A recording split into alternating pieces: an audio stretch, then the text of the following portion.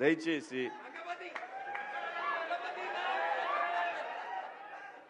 ఇంకో విషయం చెబుతున్నా, అమ్మాయిలు హీరోయిన్లు ఏ బట్టలు పెడితే వేసుకొని పోతే మనమే దరిద్రం అనుభవించాల్సి వస్తమ్మా. ఏమనుకోవద్దు, హీరోయిన్లు అందరూ మీరు అనుకున్నా నాకు పోయేది లేదు, లాగి పీకుతాం మనం, అది వేరే విషయం. కానీ మీ అందం చీరలోనో మీ అందం నిండుగా కప్పుకునే బట్టల్లోనే ఉంటుంది తప్పితే సామాను కనపడే దాంట్లో ఏముండదమ్మా.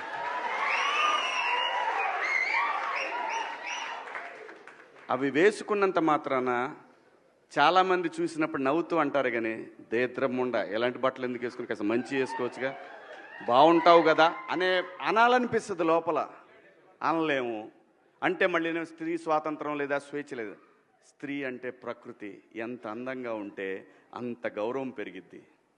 ఈ ప్రకృతి అద్భుతంగా ఉంటుంది. అలాగే స్త్రీ మా అమ్మ చక్కగా ఎప్పటికీ గుండెల్లో కనపడతా ఉంటుంది, ఒక సావిత్రమ్మ కానీ ఒక సౌందర్య కానీ.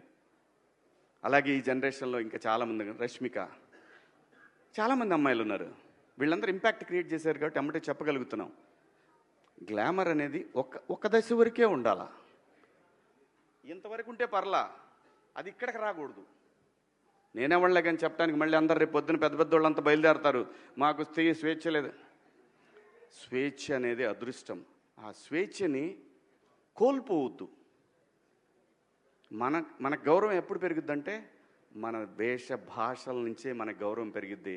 అందులో ప్రపంచ వేదికల మీదైనా సరే చీర కట్టుకున్న వాళ్ళకే విశ్వసుందర కిరీటాలు వచ్చినాయి. Thank you so much.